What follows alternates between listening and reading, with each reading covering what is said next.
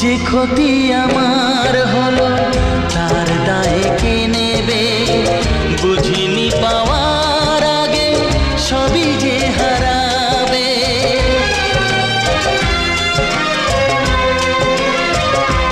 ও যে ক্ষতি আমার হলো তার দায়ে কে নেবে?